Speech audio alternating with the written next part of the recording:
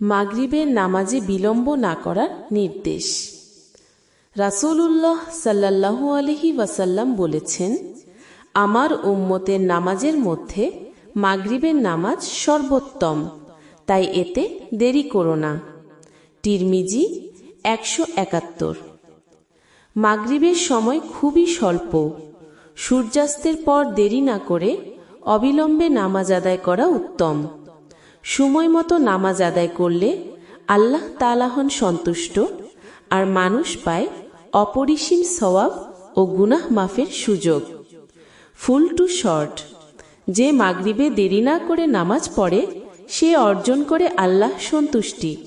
O getting into that, অর্জন করে আল্লাহ সন্তুষ্টি। যে মাগরিবে দেরি না করে নামাজ পড়ে সে অর্জন করে আল্লাহ সন্তুষ্টি।